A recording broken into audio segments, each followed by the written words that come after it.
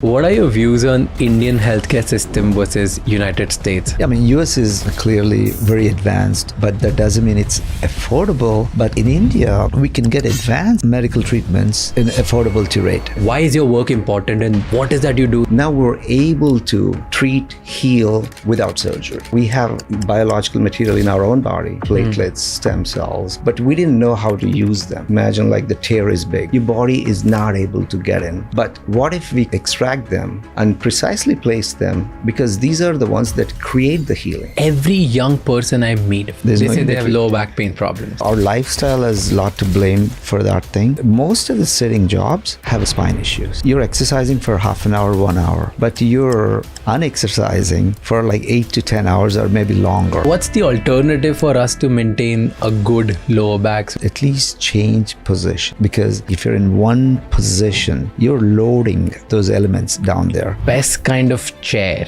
to sit during work.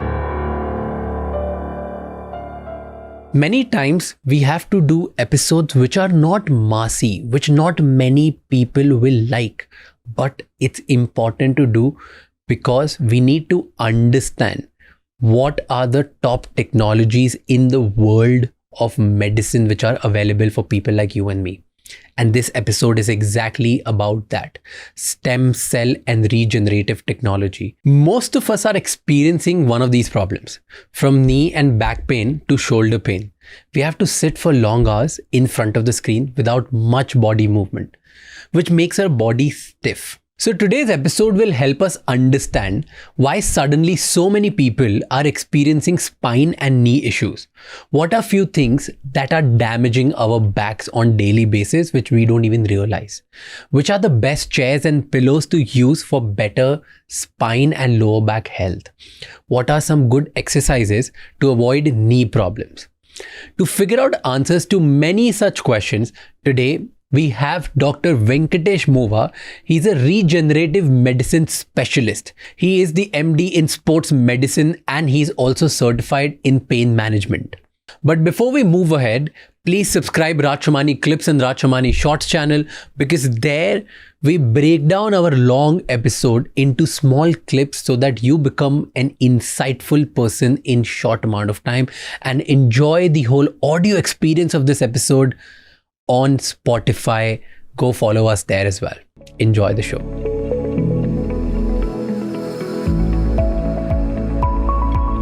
First thing first. Okay, thank you so much for giving us time. Welcome to Figuring Out Dr. Venkatesh Movva. Yes, That's sir. how I pronounce it? Yes, sir. Yeah, you got it right. Yeah. Thank you. Thank you for inviting me. Thank you for giving the platform. It's a pleasure meeting you finally. Yeah. I am excited for this conversation because of two reasons. One, itni sari cheezein hai, there are so many things that you talk about and you do that is completely out of my mind. Like I have no idea. So the curiosity in me is at peak. Yes. Right. And second, I have too much pain in my body because I keep sitting all the time. So I'm gonna use this whole session as an opportunity to solve my personal problems as well. Yeah, free consult. Free consultation. Okay, tell me. First thing, like, what do you do in layman language, in simple words, if you have to make the world understand that why is your work important and what is that you do that people should listen to our conversation for next 1 hour? Okay.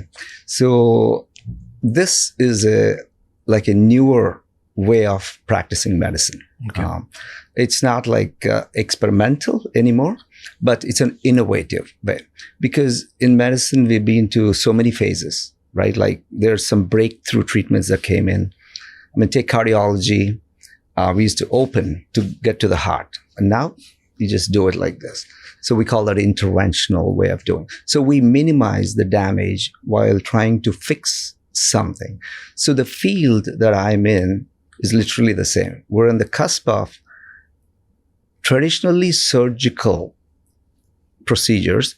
Now we're able to treat, heal, prevent, and improve without surgery. So the field itself is considered a brand new, innovative way of treating orthopedic injuries, joints, or any kind of a chronic pain. So we call this interventional orthopedics, not surgical orthopedics, and also called regenerative orthopedics. The reason we say regenerative is we have found that our body has the capability of healing our own body. So we have a lot of biological material in our own body. For example, your body does all the platelets, stem cells, PR, all the biological material is all in your body. Okay. But we didn't know how to use them, right? We thought like body will go and heal it by itself. But imagine if you have a bigger injury. Imagine like the tear is big. Your body is not able to get in and heal it, even though your body is fully, your biological material. But what if we can extract them in higher quantities and precisely place them in those areas, because these are the ones that create the healing. These are the ones that's helping your tissue regrow, rejuvenate, and they're the ones that's healing it. So let's make that area like the shoulder, knee, or any joint. Like the way it was before. Yeah, and let's make it possible by placing them precisely without cutting it open or without taking the joint out. So that's called an innovative way, obviously. We could have done this long time ago, but we didn't know with what to do. You can't put, medications, you can't, but we need something that can regenerate that area. And that, over multiple years of research, so we're able to find out that your body, your stem cells, your platelets, your growth factors, your cytokines, there are multiple things in our body that can actually heal those areas. So we found a way with the technology to how to place them precisely and let your body heal. Okay. And you maintain your natural structural integrity instead of, replacing it. So that's basically what I do. Okay. Yeah. I have too many questions for it. First is I have a labral tear. Okay. On my shoulder. Yeah. So I'm going to ask a lot of questions around that. Sure. Yeah. But first is you said you treat people and then you do surgeries which are related to injuries. For example, there's a knee injury, there's a shoulder injury, there's multiple other spine injuries, right? Mm-hmm. Without the surgery. Correct. Now, what does that mean? Like, let's say I have a shoulder injury. Mm-hmm. I have a labral tear on my right shoulder. That's yeah. And a lot of doctors have advised me to get the surgery done. Right. And one doctor said that, okay, you do the physio, you are not a professional sports player. You can live your life. Yeah, live your life like that. Okay. Yeah. And I chose the advice of the doctor who said no surgery because I don't want to cut it open. Yeah. Exactly. Yeah. But for everyone who's listening, let's say you had to treat my shoulder. What would you put inside? Where is this substance coming from? Got it. What is this that you're putting inside also? And then is there an injection? Is it like, what is it? Like, if you're not cutting, then how are you putting something inside so that my tear gets repaired itself? Got it. So just let's go a little bit more specific on your injuries. So labrum is that cushion-like rubber structure that has between your two bones, like, your humeral bone, it's a ball and socket, right? That little rubber layer is the labrum. Okay. We need that because, any kind of motion that keeps it in place. And so that's a cushion that's stopping you from hitting the bone. So, but sometimes you can have injury and it can be torn. Sometimes it may not be an injury, it's a wear and tear. Somebody is doing heavy work with or a fall or injury or chronic, wear and tear, like you've been working hard all your life, it can happen. So in your case, probably an injury. So what happens is labrum or any of these structures, the cartilage, tendons, ligaments, soft tissues, they cannot heal themselves. There is not enough blood supply in those structures. So once you tear it, your body cannot repair it. It's trying to send all your stem cells, platelets to that area, but there is not enough blood supply to go into the spot of the problem. That's why you're not healing. When you don't heal, what happens? It just gets worse. You keep on, working on it. You have a lot of pain. Now you stop doing a lot of things, or you compensate, then what happens? Then you start wearing out the rotator cuff. Yeah. Then you start developing a little stiffness, frozen shoulder. You might have heard about it. So it leads to multiple other things. Then previously you're saying like, oh, I have little pain. now you're saying, man, I have pain every day. And not only pain, I'm like stiff. So your life is already gradually changing. So you get to the point like, okay, I'm sick of this. I want to do something. So you try physical therapy. It will improve some. And also you'll say like, okay, let's do surgery, right? That's the traditional way, like we all grew up. And that's how it's been done. So some people, for example, may go to surgery right away. If you're a professional athlete, or you may take several years to go. But in the meantime, you're losing all your valuable life. You're not doing things what you want to do. You could not work out, could not play with your kids, cannot throw the ball. You're in pain. You're taking a lot of medications. And you say like, oh, I can't do that. I'm going to. So you're losing all that time. So, I mean, that can even end up in like, you being low, depressed and all that kind of stuff. And addictions too. Some people try to take medicines to get into it. So imagine we start healing that problem at this stage, rather than letting you go for 3 years.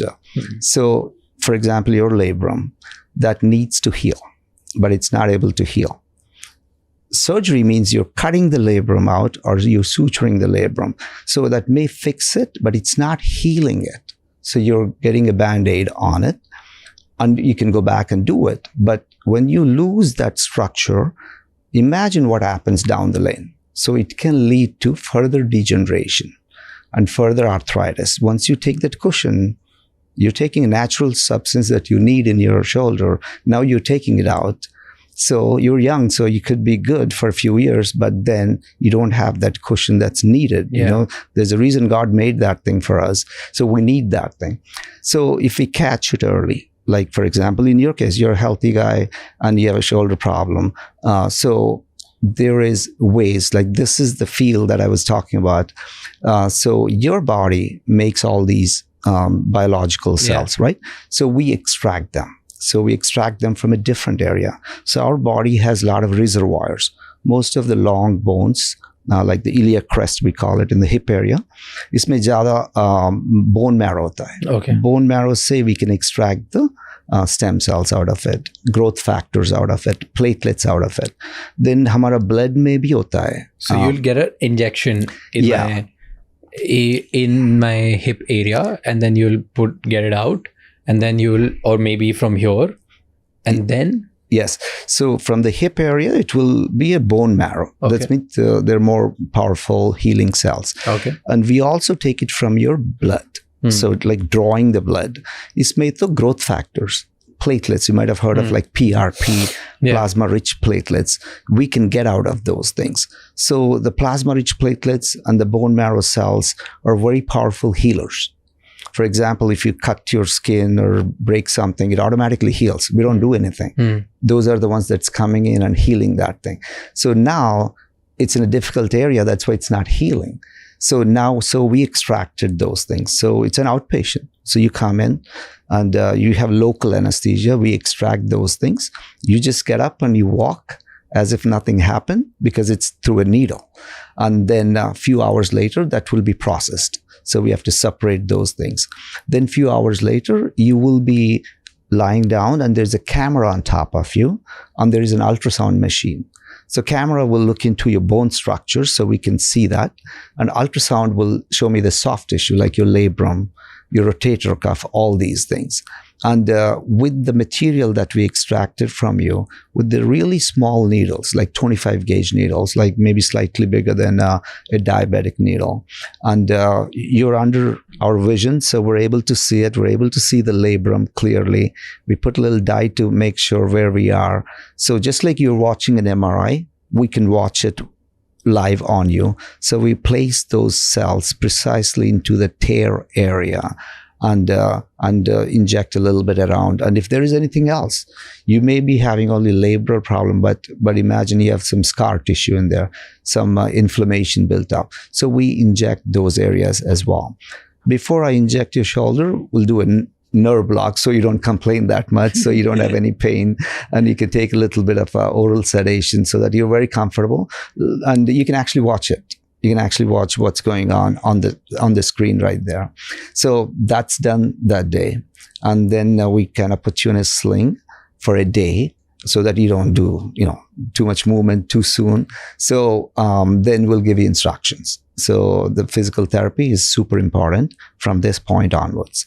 Not the first 3-4 days, you just get rid of the sling and then you start doing your daily activities. You can do normal activities. You just can't lift heavy, throw anything.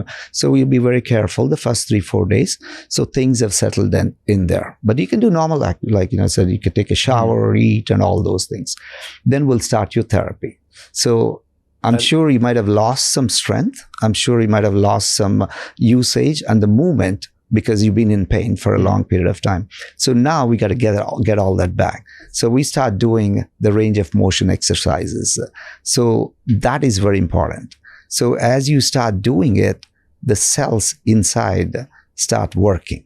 So then over a period of time, it will take a few weeks to start feeling like, oh, my swelling to kam ho gaya. Mera raat mein thoda acha so raha hai because I don't have that pain anymore. So those inflammation markers will be going down and the symptoms start improving.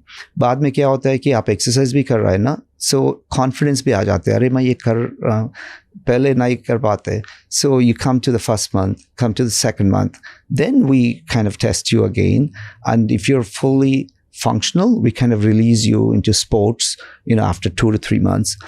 Imagine if this was a surgical procedure. Some people need surgical procedure. If you had a major tear, probably you need surgical procedure, but it will take much longer, 6 to 7 months or 8 months versus 1 to 2 months or 3 months. So much shorter downtime. There is no downtime literally.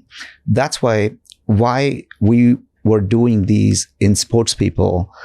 That's how we started all these things, because time is important for them. Yeah. Time is money for them. They want faster results. And they cannot lose the structure just for temporary purpose. If they get that removed, they can never be the players they want to be. So their career is lost, basically. So that's how these guys were trying to experiment with these procedures. Then we saw the results and we've been doing the research on them. We've been publishing. So like, man, it's working great. Then the common public started. So that's where we are with everybody right now, basically. So now the same process, which would put me under scissors and do the surgery. I don't need to do that. It'll be just done through needle. So there'll be no cutting marks ever. Okay, on my shoulder, and something that must have taken 6 to 8 months, it's going to take me 2 to 3 months. That is the thing, right? Absolutely. Okay. And then everything can go back to normal? Yeah, because you're not losing your structural integrity. You're actually maintaining how your shoulder is supposed to be, and you're healing. So you're maybe even stronger than before, because your injury might not have happened one day. It's a accumulation of things like, hey, getting weak, got injury. So you may be performing under even before the injury. Now you have a chance to regenerate that area.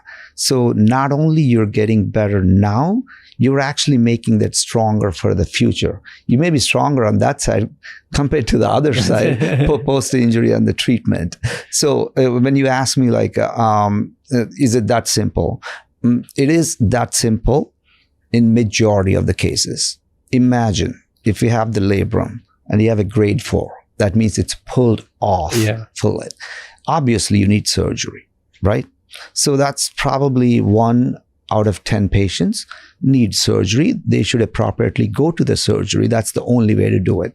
But there are 7 or 8 people like you and me, have a little problem in my knee, but it's not a surgical issue, but it stops me from running. So how do I fix it? This is how we fix it. So this is not for extreme cases. This is for majority of the cases. Yeah. Got it. Yeah. Now, what happens to the area you've taken out let's say, you've taken out some the blood, regenerating blood and bone marrow. What happens to those areas? Is there any weakness there? Is there any problem there? Is it some kind of some hole or something that just stays there forever? What goes there? So absolutely no hole, because as I said, like, these are very small needles and the body closes in. Okay, so on the hip and on the hand, both are the needles. Yeah, just like when you get a flu shot, Oh, that's it. Yeah. So nothing will you don't have a hole, right? Yeah. Your body gives, and then everything, the tissues close up. Number two, our body regenerates. So your bone marrow, your blood, your platelets are multiplying every day. It's just like, you take certain volume of it and you're putting it in here. But you are literally in 24, 48 hours, you are starting to regenerate again. So these are few of the cells, very few in our body that can self-replicate. Question, what do people come for? Majority of the people in an array of all the people that come to you based on age, gender, nationality, whatever, like all of these people, what do they come you for? What do they come for? So what main treatment? So I would say knee is the most common. So majority of people break their knees. Yeah. They use their knees. Knee problem. They use their knees too much. Yeah. So, that's not only in India. I would tell you it's worldwide. Okay. It's pretty much because knee is the structure that we depend all our body on. Basically, that's one of our most weight-bearing structure, most crucial structure. And it's got multiple things inside. You have cartilage, you have meniscus, you have ligaments. And it's very important for all of them to function because our mobility depends on our knees. So I would say majority is knee, but spine is not that far behind because of our sedentary lifestyles, sitting, posture related, and there is a lot of spine as well, and obviously shoulders, hip, and nowadays there is, unfortunately in India, there's a condition called AVN, avascular necrosis. What is it? I'm hearing this for the third time in last 3 days. Yeah. What is AVN? Yeah. So AVN, the definition of it is avascular necrosis. Okay. So what that means is you're losing blood supply in your hip area, most commonly. It can happen in other joints. I used to see those cases once in a while. As I said, I come to India and treat, I used to see them. But since COVID, unfortunately, the numbers have jumped up crazy because one of the reasons why we may lose blood supply in our bones could be the usage of steroids. And in India, we have used a lot of steroids for a good reason, because we wanted to save the patients. That's more important. But unfortunately, even the COVID got better, that affected the blood supply. And you see that in younger patients, like 20 to 40s, males, you see that very often. And once you lose that blood supply, your hip is kind of crumbling, collapsing. And it's going at a fast rate. And that wasn't there before. It was there, but very small numbers. But now, unfortunately, we see a lot of them. But if you catch them early, hey, there are stages to it. 1, 2, 3, 4. 4 means, you're collapsed. It's too late to save them. So if you can catch them at stage 1, 2, or even 3, with the method of, using their own biological material, cells, you can reverse the condition. You can recreate the blood supply. Reverse it or stop it? You can stop and reverse the condition depending on how far the damage was. So, and we thought it's impossible to do all those in the past. A lot of these things 10 years ago, if you ask me we could even, now we could do them. So that's one condition is very prevalent in India. I don't see that in other countries. The AVN is not as prominent. But everybody used steroids in COVID, right? Everybody used vaccines. Yes. Why only India then? Oh, no. The dosage of steroids that's been used during COVID. So remdesivir and stuff like that? No. The oral steroids called prednisone, depomedrol, remdesivir, these are antivirals. We need those things. That to kill the virus. Steroids is for inflammation. You remember there are a lot of people who are dying because of the breathing issues. So you want to save the breathing. Yeah. So by giving steroids, it's an anti-inflammatory drug. So your breathing gets better and we're saving lives. So it was a good cause because of that unfortunate Delta wave, and India had more deaths, compared to the Western world. So doctors have to save the patients. Yeah. So, but unfortunately we see the side effects of that now by this. But again, as I said, it's not a situation that has no treatment. We just got to find it early. Hey, find out. Don't waste time. Like, your pain just. How do we find out? Well, I mean, like, see, what we see is diagnosis done early will prevent most of your problems. I mean, our problems. But how do you get diagnosed? You have to see the doctors. Particularly the avian. The best would be the MRI scans. We have done X-rays, but early stages is not visible. Late stages are visible, but you don't want to wait till late stage. So MRI is important. So they're seeing the right doctors that deal with musculoskeletal problems and making sure it's something not like this, because this is time sensitive, this condition. The others, they can wait a month or 2 months or 3 months. But this one can't. Yeah, but this is, if you do not act on time, the avian stage बढ़ता रहता है. Then एक बार बढ़ने के बाद, 25-year-old with a hip replacement on both sides, not a healthy equation. So, okay, I have many questions on this again. Like, now I'm gonna break down even more. Yeah, spine, knee, athletes.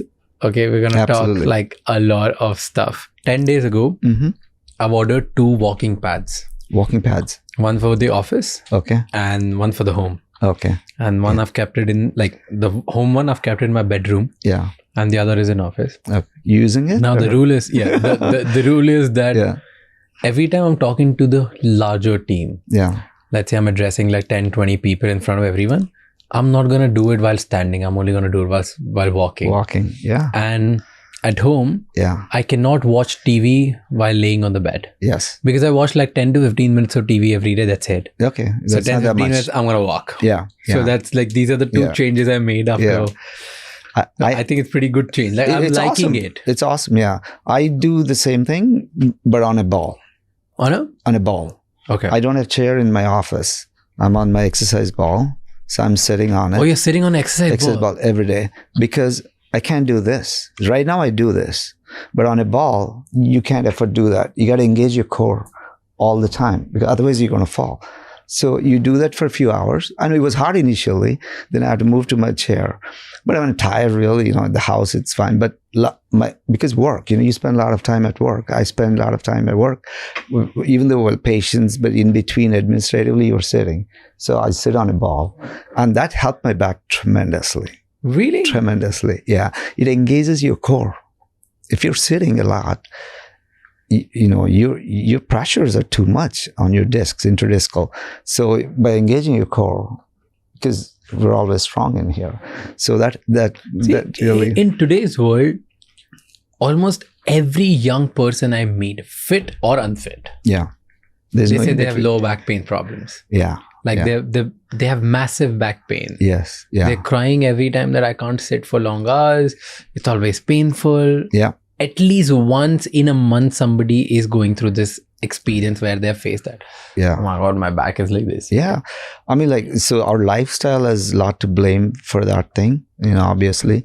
And then, if you find some time to exercise to compensate, it's good. But still, you're exercising for half an hour, 1 hour. But you're unexercising for like 8 to 10 hours or maybe longer. So that's the problem. I mean, most of the sitting jobs have a lot of spine issues, hip issues as well. So it's very important. Like, I think you've done a great thing by kind of modify that thing by just walking. So because otherwise you get used to it. Like we can get used to it doing it, but if we have to consciously make some changes to our daily life, then that becomes a routine. Then, that makes you even stronger, Otherwise, like, we just get into that rut and it's hard to get out of it. Yeah. So it becomes part of your life. Like, all right, I'm having pain, that instead of that thing, imagine like no pain. And you're enjoying your life, and that keeps you so. I mean, my energy levels are high when I'm like that in a workout, So I mean, you'll be performing at the best on every day. So that's very important to make those small changes. But what should we do? Should we change our normal seats to medicine balls, or should we do certain exercises, or is there a rule that after 20 minutes you have to get up? What is it? Because I have been trying to make all the changes in my health and body and lifestyle since last 2 months. I think I'm doing great Okay. compared to the kind of person I was until last year. Yeah. Okay. No, that's good. But- yeah. So you're getting a good feedback. Yeah, I'm getting good. Yeah. Right? But the problem is everything else I've been trying to work around. Yeah. Right? Yeah. But this 20-minute rule, I'm not able to. Okay. Because let's say this is my work. Yeah. I'm going to be sitting here with you for next 3 hours. Yeah. Right? Yeah. And in this 2-3 hours, Yeah. I cannot after every 20 minutes, maybe we are in the middle of conversation, I can't stand up and just do something. Just good. Yeah. So how difficult it is. So 20, and I understand that it's not just me. There are so many others who are watching this. Maybe they are in a Zoom meeting, or maybe they are in a meeting with their bosses. Maybe they are in a conference room. Maybe they are doing code or something. Yeah. They cannot get up every 20 minutes. So what's the alternative for us to maintain a good lower back so that we don't end up? Yeah. Well, if you killing us? can't get up, at least change position. Because what happens is, like, if you're in one position, you're loading, those elements down there in one direction. So you're giving enough pressure on it. And imagine, like, change your direction a little bit, shift the butt a little bit. I'm just saying this is only if you can't get up, Okay. but the best thing would be to, unload it. And then, and that's why I'm saying, like, if you have the ergonomic chair, some of them, they'll help you with the back. They kind of push your back up so you're not loading yourself. So the chair with the lumbar support is super important. Or, as I said, I use a ball. I mean, that's the best for me, because nobody is going to tell me I can sit like this, I can sit like that. So I'm not only the core, I'm strengthening my glutes, hamstrings. I'm engaging all these muscles. When we sit, we're not really engaging anything from down here. We're just letting it decondition. We're just like supporting, let the chair support us. So imagine you engage that. Some of these muscles, I'm not saying it's a great exercise, but it will help you with these chronic ailments, a little tightness, mechanical pain, disc bulges, sciaticas, and all these things can be, So I've been seeing this trend on social media, specifically in Western countries, where what these guys are doing is they're replacing their normal chairs to a chair which has like a big hole in where you sit. And then instead of a seat, they're putting the medicine balls. Exactly, yeah. So they're sitting on a medicine ball, but with the back support, which is like a chair. Yeah. Do you think that's a good thing to do? It's the same thing I was talking about, but without the back chair. Yeah. So say, like, okay, I can't do the ball, at least do that. Can you do that? At least do that. Isn't it more harmful? Why would it be harmful? Because once you're sitting on the ball, you're literally engaging your hamstrings to hold yourself. You're literally engaging your core to stand up. You can, even though there's a backrest, you can do like a chair. Chair, I can do it. I know I'm not going to fall. With that, if you don't do properly, you're going to fall. And you don't want to fall. So your body tells, like, okay, let me engage it. And that becomes a habit. After a while, that becomes a habit. And your pressures on, talking about all the elements like the discs and stuff will be reduced. Say, like, you reduce the interdiscal pressure by 30% every day.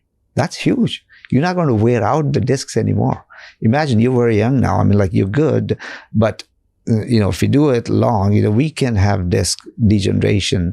So you can stop that easily. So the back pain is one of the commonest. Almost all of us have some degree of back pain sometime in our life. Some people have chronic daily back pain, but some of them can be modified. Some of them can be reduced, prevented also. So it's very important. Lifestyle, the way, what we do, dictates some of these. Some are injuries, wear and tear. I understand that thing. But these are, some of them are in your hands. You can really make those changes. You recommend everybody should do it? I mean, not necessarily the same thing what I was talking, because you're doing a walking thing. Yeah, do that thing that works for you. It gives you cardio. The standing desks, a lot of people can do standing desks. You change between, you may not stand all the time, and you want to sit. Because some people have a lot of edema, swelling in the feet and varicose veins. You heard about. So those people need to move. If you don't move, your blood pools all in the lower extremities, and it gets like puffy, and you get it more tired and heavier. Yeah. So only time they get the relief is when they go home and lie down, and all the swelling goes away. But imagine you don't let that accumulate during the day. Either wear those compression stockings, keep moving it. So do what is necessary for your body, because I have certain red flags and weaknesses in my body, so I got to make those changes. So take ownership of your own body, and then you will have less visits to the doctors, I would say. Okay, here's a question on, I'm still thinking about sitting on a medicine ball. So here's a question. When I'm sitting on a medicine ball, or when anyone's sitting on a medicine ball, right, it hurts your lower back more than it helps, at least in the beginning. I'm just talking about the pain. Yes. Like, I'm just talking about the pain. I'm not talking about long-term benefits. Right. Yeah. This blanket statement was not in terms of... Yeah. Like, I saw your reaction. Was like, wait, what? What is it saying?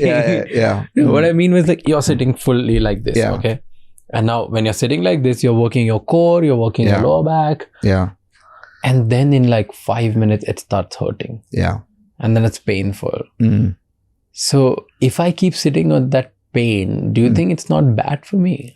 How do I, or the better question is, what do I do when it pains? Like, what's the alternative? Yeah. I mean, some of that pain may not be the reason of your original pain, like a disc or something. It could be your muscles not used to holding you like that. Yeah. See, we're used to our chair holding us like this. So we're happy somebody else is holding. Now you're trying to, support your own self. Your muscles are not conditioned, even though younger, older. So now imagine like you're going to a gym. You're not going to go to the first day and do everything you want to do. You're sore. First day, second day, third day, you keep doing that. You're not sore anymore. You're stronger. Same thing. You got to train your muscles. Yeah, you're sitting on the ball, for example. It's hard, right? Yeah, okay. Yeah, at least I sat half an hour. Good. That's better than yesterday. Then switch it out. Then next day, 1 hour, 2 hours, your muscles are getting conditioned. You'll come to a point pretty quickly. You're good. And next thing you know, you will not sit in anywhere else because you like that strength. You like that feeling of it. You like not having pain. And same thing with like a lot of people I see even in the neck conditions, right? Like spondylosis is super common. Women, men, everybody. That's why I have a lot of problem. When I travel, going to the hotels, those pillows just kill me. So I always try to, adjust the pillows or put a towel in there. So, there are certain contour type pillows that are natural for your contours. So those are good for you. The one with the curve? Yeah. I mean, not for everyone, but majority of us, it gives you a natural contour. Otherwise, like if you're in like soft pillows, you're like crunching yourself and maybe causing some pain. But it's not easy to sleep on those pillows. Initially, it gives you more headache in the beginning. Yes. So when I wanted to shift to those, so it took like 2 weeks for me to really sleep the whole night. So I used to have a regular pillow, what I was doing, and this pillow. So 1 hour, and then you wake up, you can't sleep, whatever, switch to it. A week later, longer. 2-3 weeks later, I can't live without it. Yeah. So you got to train your body, basically. Whatever you needed for your body, you got to do that. And we all can do that. It's not that hard. The age is not any limit. It's just like deconditioning. We could be deconditioned at age 30 and somebody could be running marathons at age 80. How are they doing it? Because they're keeping their body conditioned. It's nothing to do with the age. It's all you do with like how you take care of your body, basically. Okay. I have a quick question. What's the best kind of chair to sit during work so that it's really good for you and for your body and for your posture and for your overall health? Wow. What are the best kind of chairs? Give me 2-3 if you don't. Wow. So I have to be a furniture man now. Exactly. Well, I mean, anything. If you are the furniture man, then I think we all will be in good hands. Well, if they buy my furniture. If all of us buy your furniture like that. Yeah. Sorry, terms and conditions apply. Yeah. I mean, anything that promotes you to sit upright rather than slouch. anything. So that could be a lot of ergonomic chairs. I don't know. I mean, the multiple brands that whoever can do a good lumbar support and not, not too soft. You don't want to sink into it. So always a firm, medium firm chair. And as I said, we can I sit on a ball. You can sit on a ball, these modified balls as well, as long as don't fall, don't cause another injury, but chairs wise, look for a good lumbar support and look for something like it's kind of not too low or too high. You're able to move freely, swing your legs to the side so that you're not stuck in one position even though you're sitting. Yeah. Mm-hmm. And having a little inclined leg support also helps kind of pump it up for like some circulation. If you're having circulation issues a little older or even younger, so just using that kind of motion kind of pumps things up so you don't get sore by the end of the day. Do you think people should use reclining chairs in their living rooms? Oh, wow. Wow. I don't have one. But would you recommend? Because it's a trend. It's becoming a trend that people are buying. Yeah. And why it's becoming a trend? Because I've seen earlier, I remember 3 years ago, a reclining chair used to be of only one company or two companies max. I'm just talking about an Amazon list, okay? Yeah. Okay. And every chair would be north of 1 lakh rupees or something of that. Yeah. Now, there are 20 companies making reclining chairs and it starts from like 7,000 rupees or 10,000 rupees. Wow. So some of them are massagers as well. Yeah. Right?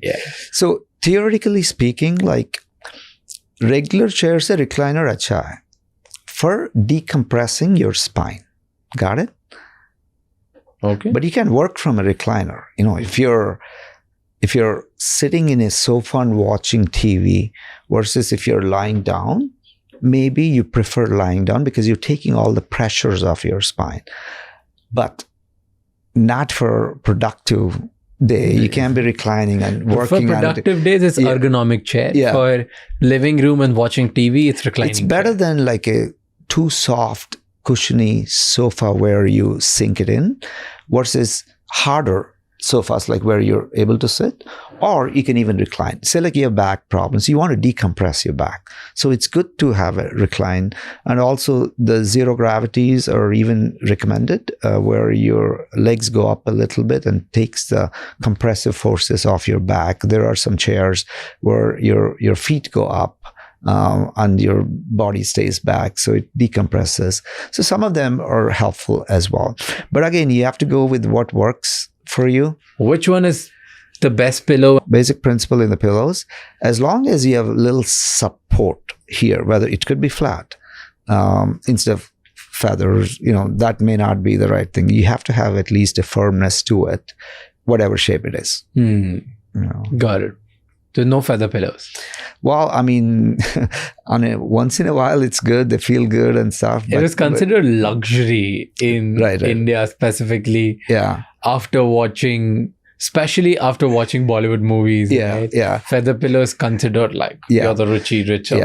No, we're talking about people that have neck problems or neck pain. So for those reasons, if somebody is absolutely feeling good and they're feeling sexy and use pillows, silk sheets, whatever you want to do, you can do all those things. Yeah. You said highest surgery in India is of the knee. Most of the people who are going for orthopedic surgeries, the majority of them are going for knee surgeries. What should we do so that we don't end up hurting our knees, or so that we don't have to go through knee problem? Because this, I've been hearing this throughout. Yeah. Like everyone who gets older is talking about that, hey, we have a knee problem. It's my uncle, it's my grandmom, it's my grandfather. It's like everyone who I know above the age of 55, 60, 65, they all are saying that, okay, there's a knee problem. Yeah. Well, I mean, knee does not spare anybody, because we could see, as I said, young teenagers, knee problem, playing soccer, cricket, whatever. We could see old people with arthritis. So that's one joint.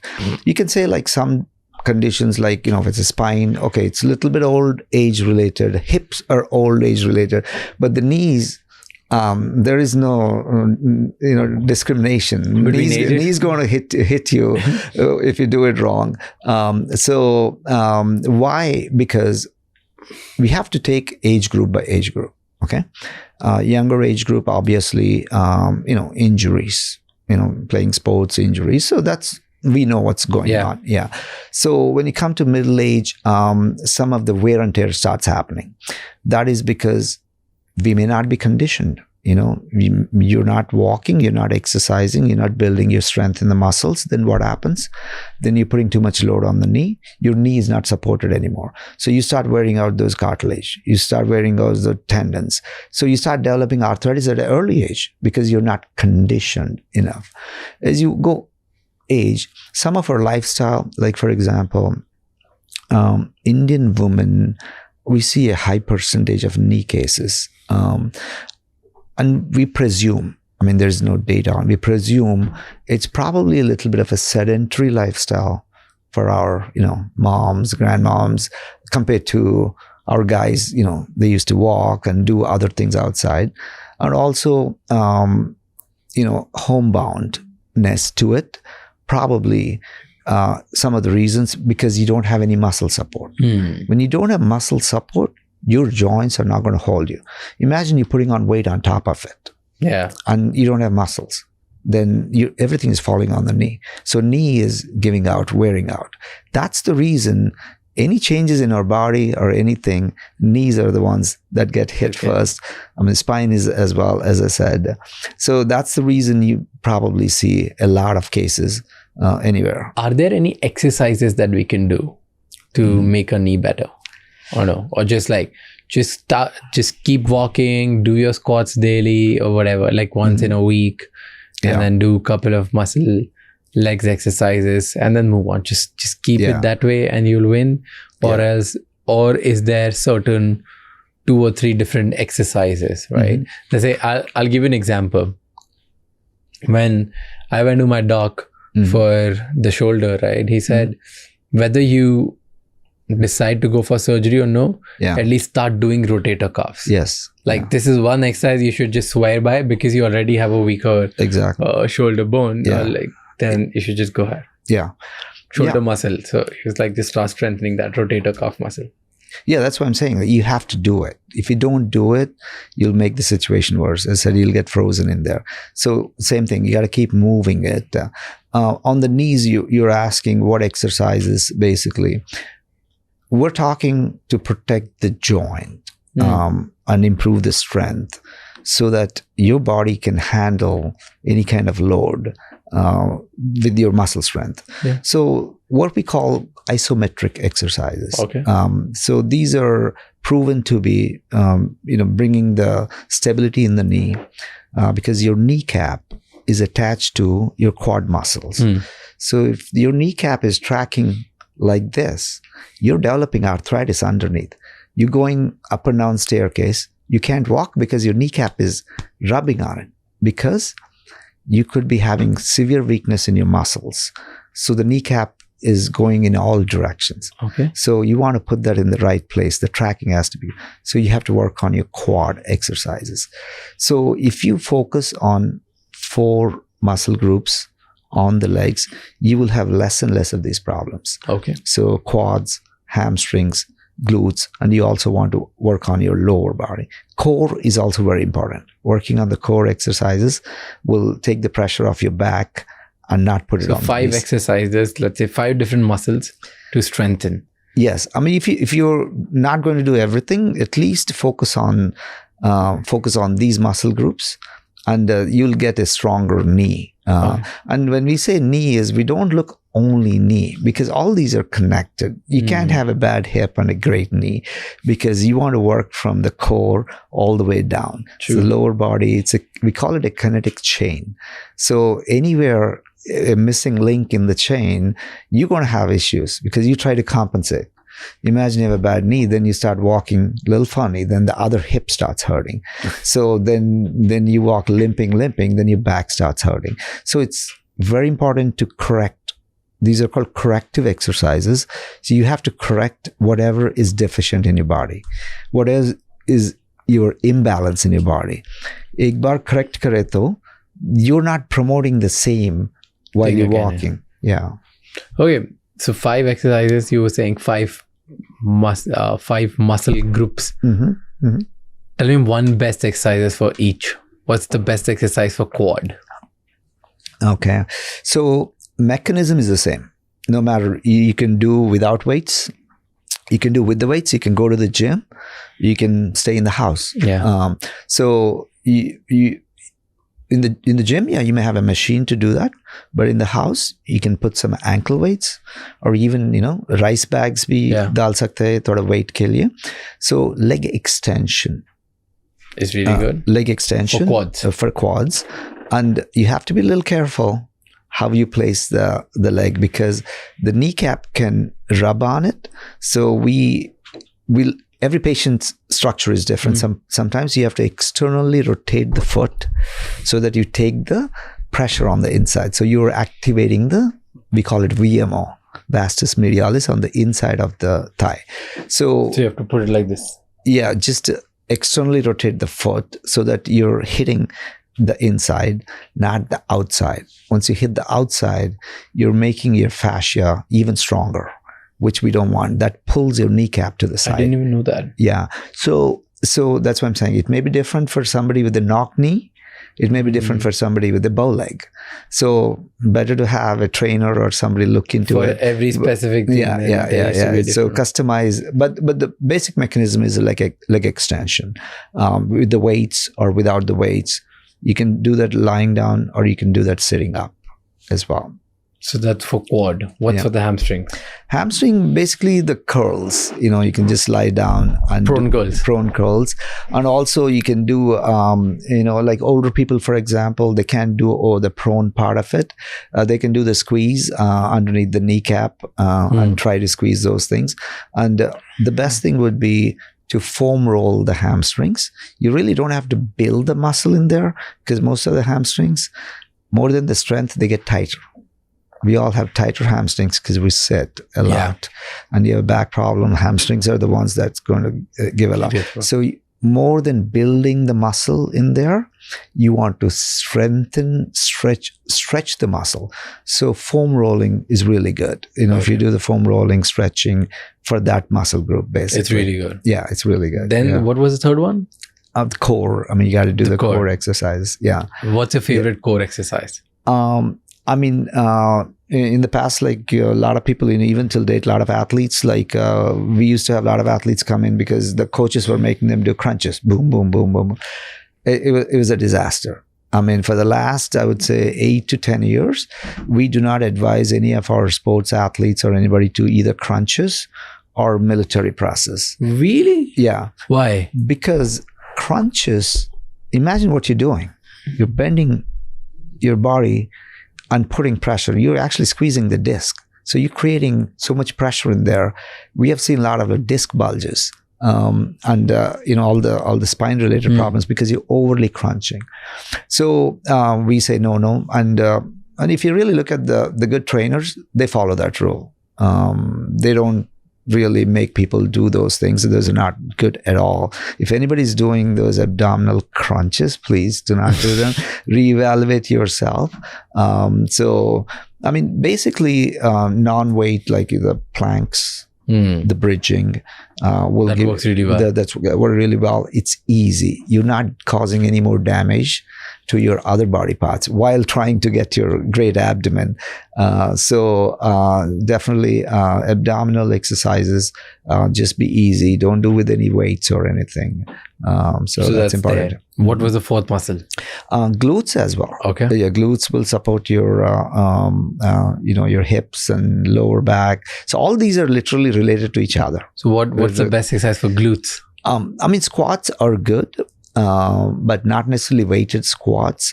The problem with that is almost everybody does the squatting wrong. Why? Almost everybody. Because you don't have the form? Yeah. The thing is, like, when you do it wrong, it is actually worse than why you started. because when you start moving your knees forward, when you're squatting on your tippy toes, it's going to put too much pressure on your knees. So you're trying to get a different muscle in the back. In reality, you're making it worse. So midfoot, or like even the forefoot little up in the air with the plank, and squatting backwards, like as if like you're sitting in a chair rather than going forward. So simple things. I mean, a lot of people know all these, but it's good to be aware. I still see some people doing it very wrong. So don't cause more injury while trying to get better. Okay, moving from knee to spine. So what is the most common spine problem that you're noticing in the world today? Spine is, as I said, it's very common. It could be neck or it could be lower back. Everything is spine basically. So problems that are more prominent are, we call mechanical back pains. That means no major issues, but you have a lot of pressures on your back. So you have ligaments, you have muscles, you have discs in there, you have nerves in there. So all these things can be pressurized. It's mechanical, so not too bad. You do your exercises, or do your modifications. But then the real things, real problems are disc bulges, herniated discs. People call it, little sciatica pain that's going down the leg. And then people have these discs that are losing in height, called disc degeneration and disc desiccation. That means like you're losing the height of it. When you lose the disc height, you lose the stability of your spine.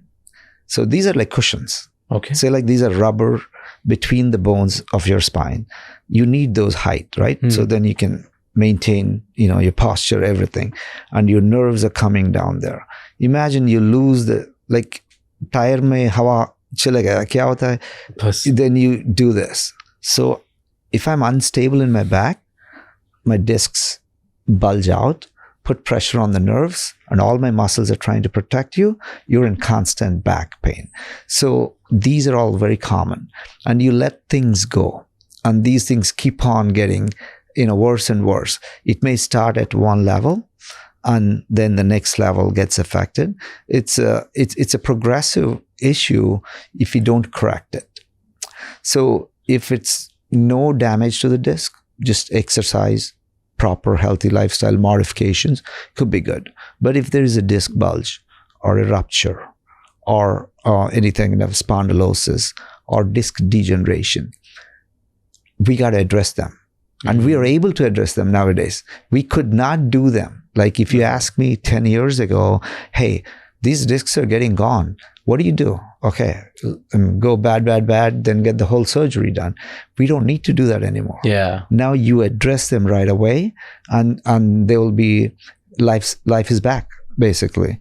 And as I said, you're losing 10, 12 years of your life and still not get the 10 years back, even though if you had a surgical procedure, end of it, imagine you get better right away and you will not have those loss of time or loss of lifestyle, basically. So these disc-related structures are the more worrisome problems. The others can be, helped with exercise, strengthening, with all those things. Okay. Are you seeing any sort of weird pattern around the world in spine problems? Or is it just the basic that because they're sitting too long, they're losing the stability in spine? I mean, not only sitting too long, the weird thing I see a lot is improper training. Improper training. Okay. Yeah. Explain more. So injuries we know. If they're playing cricket or playing, whatever, football or whatever, injury can happen to anyone, right? Okay, we know that thing. But why a lot of younger people having problems with the discs? As you said earlier, it's not necessarily the people that are sitting.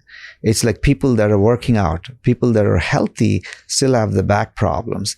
Why are they having? So in those populations, a lot of the people that we see, I see a lot of people that come from the gyms, that come healthy lifestyle. So they want to eat good. They want to, take care of their body and still have problem. Now your disc is bulged, your disc is losing height. They can't do that anymore. Their life has changed, basically. So that is what could have been prevented if you had the proper techniques in lifting. So that I see quite often as well in that age groups as well. And as we age, we lose the muscle strength. As I said, like then you start doing exercises. We think only when you're young you have to do it, but actually we have to really do the exercises as we age to maintain. You want to maintain your peak performance at age 60, 70, 80. Yeah. I want to be healthy. I better do everything that to maintain myself. So you start losing naturally some hydration in the discs as we age. So a little dehydration. But you can combat that by having a healthy lifestyle and exercises. So age-related thing can be combated with the proper techniques. Yeah. And again, as I said, like we address these problems at an early stage. So we're able to regenerate the discs, which we could not. 10 years ago, we were only doing the knees because we were trying to learn this field. But now so many athletes or non-athletes get tremendous benefits from this. Do you think that bodybuilding can take a toll on your joints and spine as it took on Ronnie, right? Do you remember the Ronnie Coleman case? In US? In US, yeah. Right? Yeah. So it took on him. Yeah. And it's around the world, people are gymming. And you also mentioned that improper training is killing more people than just sitting. So do you think bodybuilding is a major problem because people are just intensely weightlifting?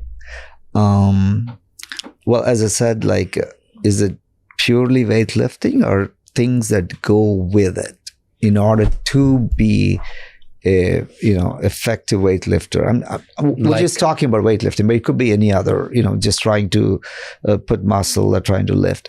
It may be the weightlifting injuries, but that would not take a life of somebody. But what you're putting into your body in order to reach those goals can be very dangerous.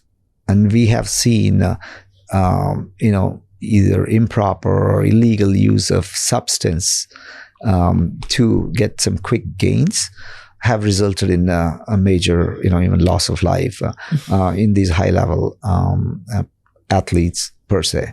So I would say like some supplements that are not healthy, steroid usage, all of that is a problem. Some of them have shown to be detrimental to your, forget about your body. It's like you may lose your life also if you don't take care of those. But just by lifting, I don't think it will cause if you do it the proper way. We have a lot of people that they live healthy lifestyle.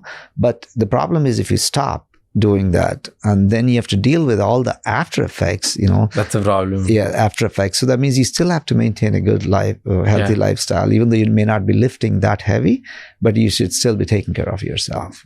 All of a sudden around the world, everybody wants to look young. Yeah. Everybody wants to fight aging. Yeah. Why is this trend becoming so big? Yeah. That everybody wants just look like that they're in their 20s. Yeah. Right? Yeah. A, why is it becoming a trend? B, is it even possible?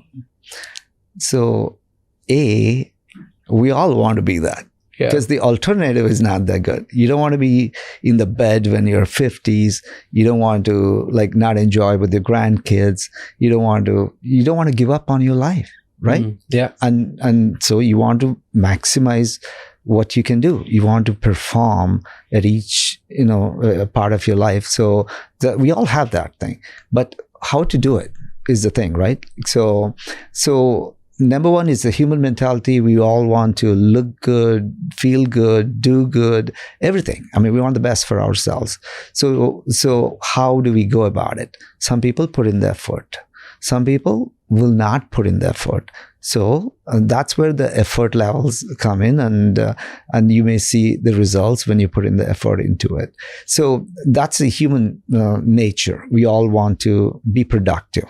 because if I'm going to a meeting, I want to be the best, and if I can be that. So if I'm taking care of somebody, I want to do my best. I don't want to be depleted of my energies. I don't want to be depleted of my resources if I can't help other people. So that's in nature. We want to look young, we want to look good, we want to feel good, we want to help people, we want to do everything that's right for us, right? So that's the human nature. We want to do it. So, but nowadays, you're talking about the hacking, like how it is. So before it was wish, right? Wish. Look at that person. Why is he's 65, 80 years old, he's running, and why am I 30 and I'm just literally not walking properly? So we used to do that. But now, as I said, the science, technology, the fitness world, medical world, regenerative world has been evolving.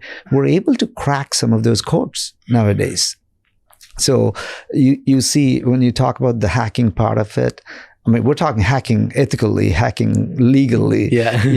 Because when you talk about biohacking, there are some stories like gene hacking and stuff. What is it? Tell me a illegal way of biohacking story that you've heard. So no, the biohacking is what, like, we all want to perform good, like, by changing minimal changes to you, like, you're eating right, you're sleeping good, you're exercising good. So these are all like you're doing changes. That's basically the hacking part of it. Gene hacking is a controversial topic. So there are some scientists, even in China, there was a recent story where you can manufacture and edit the genes in your body, where you can clone and reproduce a different kind of organism change, basically. So if you have certain disease, for example, this is the future, but even present, some controversial thing is, what if I change some of your chromosomal structure of it? Will it act differently, or will you not have that condition or disease? So these are all future. But some people have tried those things as well, kind of, and those are the areas like we need to be careful, because what if it goes wrong? They should have enough regulatory controls on those kind of things. That's the gene hacking part of it. So there's a controversial thing. We're not talking about that. So in our field, it's more regenerative hacking, like regenerative biohacking. That means like, okay, you're having a problem. What you're doing yourself, what you can do, like you're doing diet, your sleep, your exercise, you're doing all those things. Now you need a little help medically. So that's the regenerative part, where like, okay, I have these aches, I have, like little tendonitis, I have a little pain, I have a little meniscal tear, I have a little ACL tear like an athlete. So what do we do about it? So repairing those things before they become a problem. So we call this a proactive method. That means like you're not waiting till it's happening. So you're actually taking care of you ahead of time. Just like, right, you're eating good diets so that you're not trying to treat from yesterday. You want to be healthy tomorrow. Same thing. Taking care of your joints, your body will help you function at a peak level. So that's the regenerative biohacking and the regular biohacking. But the gene biohacking is a controversial topic.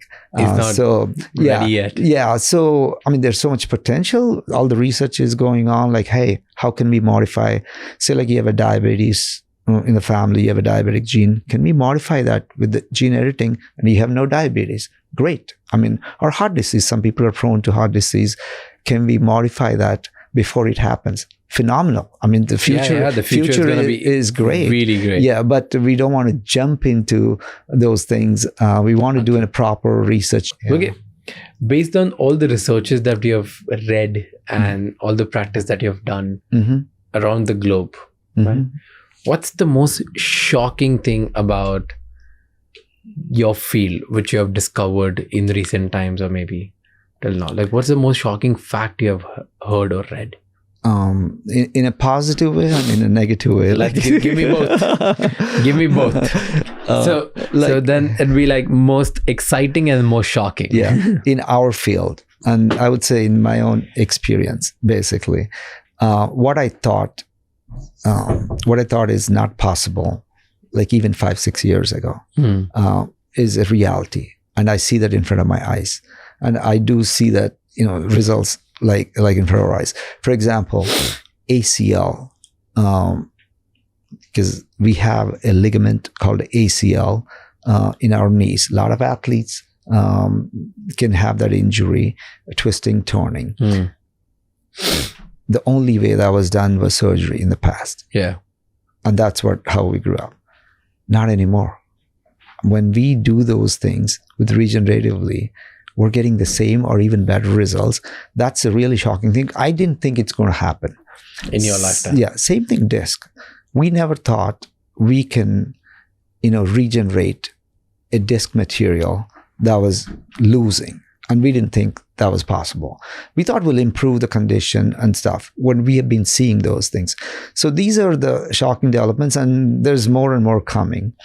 Then the negative thing about it is misrepresentation, because we're claiming like these cells or regenerative medicine pretty much treat everything in the world. And that is something I hear all the time. Some people even talk about cancer, spinal cord injuries. We're not there. I mean, we're in the research phases.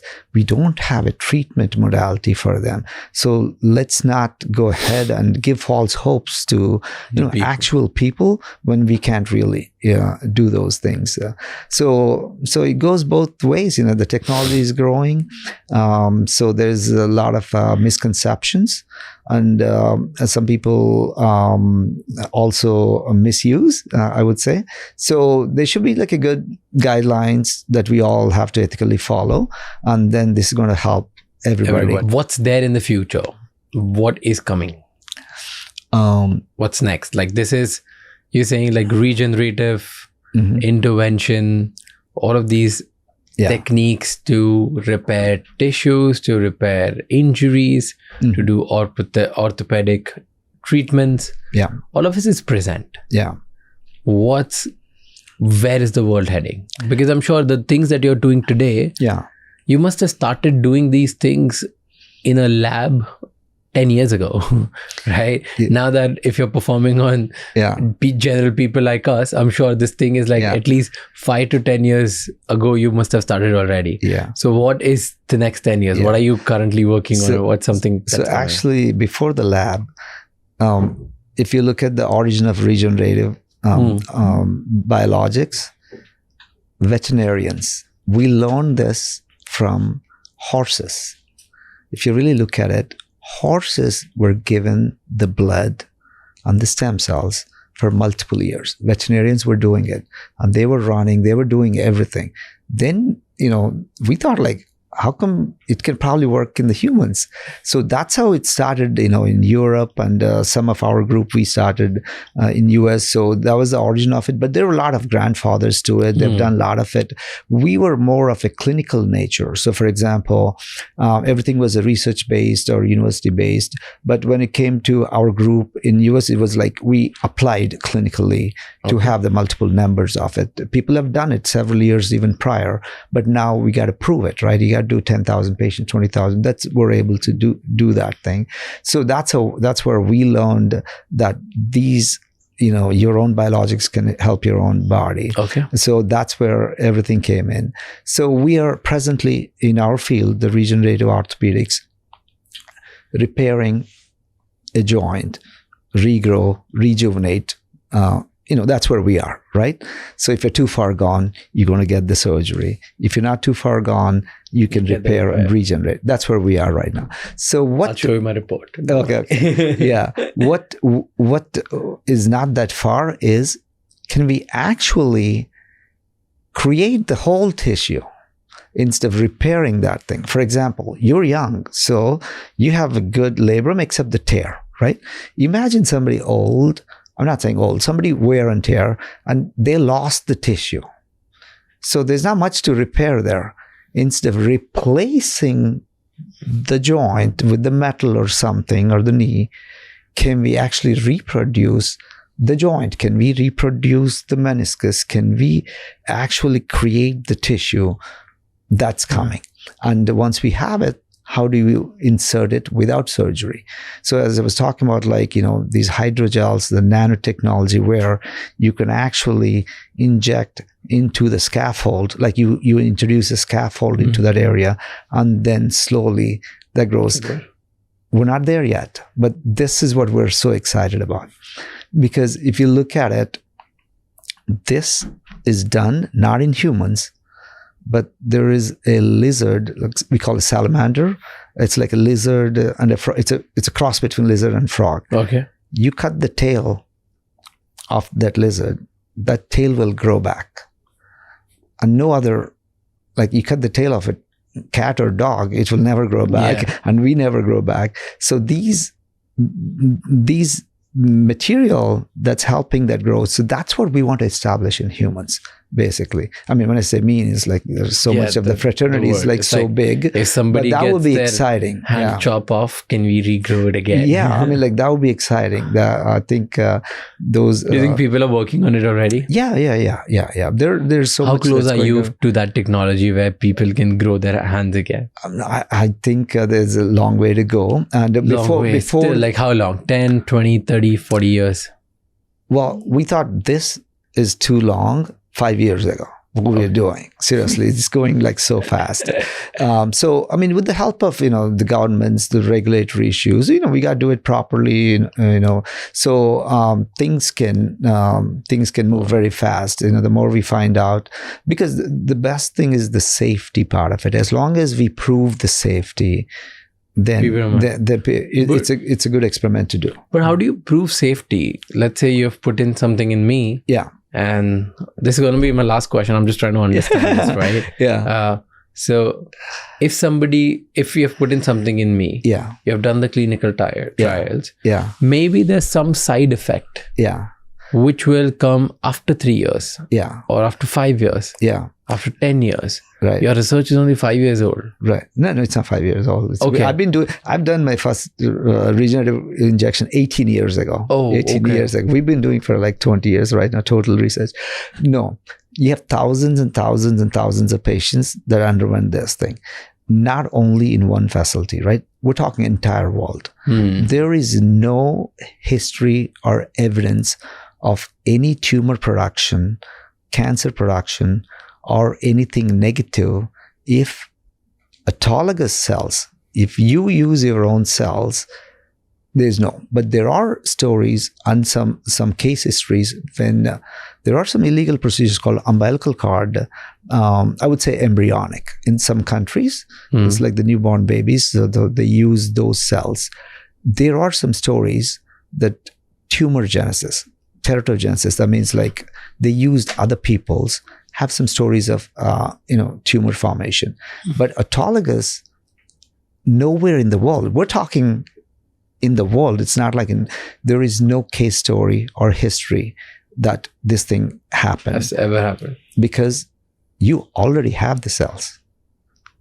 So if you have a tumor, you already have it. So you're not going to have a new tumor. Because you have to understand, that's how your body is healing. It's going to that area where there is a need and trying to heal that area. If it's struggling, we're just helping the body. Yeah. Are there side effects for it? So the minimal side effects, the procedural side effects, like, when you do a needle on you, I mean, you can have a little bleed, little bruise, redness. But that's only for a month, 2 months, right? Only for a day or two. Okay. Not even that long. Like after that, like, is there long-term side effects? Nothing has been proven. I mean, nothing has been detrimental. But what have you heard? 1 or 2 side effects which... No, I mean, like, see, the most of the side effects are basically whether it worked good or not. You see that difference. Okay. But you will not see any kind of a negative side effects because you have not put any foreign material in your body. You've not put any medicine in your body. It's your own body. You have not even cut, so the infection is not there. And you have not put any metal. You have not introduced anything. You're just repairing what you already have through your skin, percutaneously. So the chances of these side effects are literally zero. If there are, nothing has been reported worldwide. So you would know. There are side effects for almost every procedure in a different format, minimal side effects. Like, as I said, like you can have a little pain, bruise, redness, but nothing major long-term side effects have ever been noticed. Yeah. Nothing yet. For autologous procedures. So these are called autologous procedures. Yeah. How much does it cost?